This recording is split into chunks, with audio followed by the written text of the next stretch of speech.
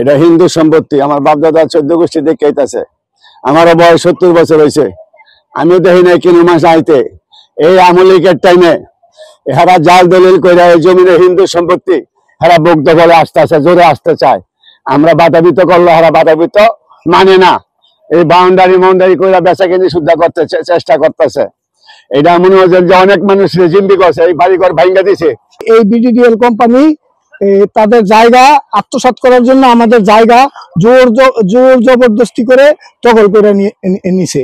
এখন আমি মাননীয় ডিসির কাছে আবেদন জানাচ্ছি যে আমাদের যে বাড়িঘর দখল করে সে নিয়ে গেছে, আমরা সেই বাড়িঘরের জায়গা যাতে জরিপে রাস্তা হিসাবে না আসে, তার জন্য আমি আবেদন জানাচ্ছি। অনেক দিন থেকেই আমরা চেষ্টা করতেছি এখানে এই খাস জমিটা আছে, সরকারি খাস জমি ডিসির আন্ডারে, ডিসি সাহেব মহোদয়ের আন্ডারে খাস জমি আছে 72%। আমাদের কবরস্থান অনেক দূর, যেহেতু আমি রাজনীতি করি, আমার এলাকাবাসীর পক্ষ থেকে আমি ডিসি মহোদয়কে অনুরোধ করব, এখানে 72% খাস জমি আছে, এখানে যেন আমরা একটা কবরস্থানের ব্যবস্থা করে দেয়। বিরাট একটা জনবল এলাকা, এখানে প্রায় 1 লক্ষ লোক বসবাস করে। আমাদের কবরস্থান খুব দরকার, আমার একটা কবরস্থান চাই, আমরা অনুরোধ করব। আর এটা যেহেতু বিপি সম্পত্তি এখানে সিটু জরিপ যেন কারো নামে না হয়, এটা ডিসি মহোদয়ের কাছে আমাদের অনুরোধ রইল। আর আমাদের যে একটা কবরস্থান যেন এখানে করে দেওয়া হয়, সেজন্য ডিসি সাহেবকে অনুরোধ জানাচ্ছি। ইতিমধ্যে আমাদের হাতে কিছু আরো কাগজপত্র এসেছে। আমরা যেহেতু আমরা টাকা দিয়ে আমরা মসজিদের জমি কিনতে চাই, এখানে তো অবৈধ জমির উপরে মসজিদ হয় না, আমরা জানি দখলকৃত জমির উপরে মসজিদ হয় না। তো আমরা এক এক সময় এটার মালিকানা এক এক রকম পাই। আমরা শুধু এই 11.4% জমির মালিক আমরা 4 জন পাচ্ছি, আপাতত 4 জন পাচ্ছি, এবং আমরা আরো শুনতে পাচ্ছি যে আরো 5 থেকে 7 জন একই জমির মালিক।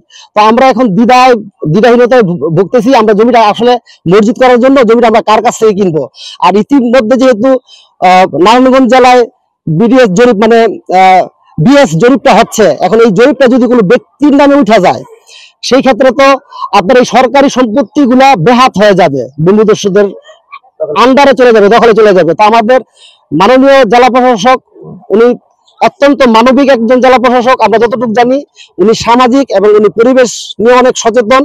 তো এটা যেহেতু একটা জলাভূমি ছিল, জলাধার ছিল, এইখানে যে এই জমিটা যেহেতু একাধিক মালিক, মানে আপনার এক একটা প্লটে আপনার যদি মালিকানা ডাক দেন, তাহলে 7 থেকে 8 জন মালিক পাবেন। হোক, আমরা নারায়ণগঞ্জ জেলা প্রশাসক মহোদয়ের কাছে আকুল আবেদন জানাচ্ছি, আপনি টোটাল বিষয়টাকে দেখে বিশ্লেষণ করে এটা যদি আসলেই সরকারি সম্পত্তি হয়, সরকারের আত্মস্থ করেন, আপনি সামাজিক প্রতিষ্ঠানগুলো করেন। আমাদের এলাকার একটা কবরস্থান অতীব প্রয়োজনীয়।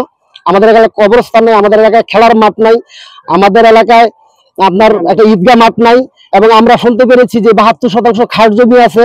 সেটা জেলা প্রশাসক মহোদয়, পূর্বের জেলা প্রশাসক মহোদয় একটা খসড়া প্রস্তাব মন্ত্রণালয়ে পাঠাইছেন।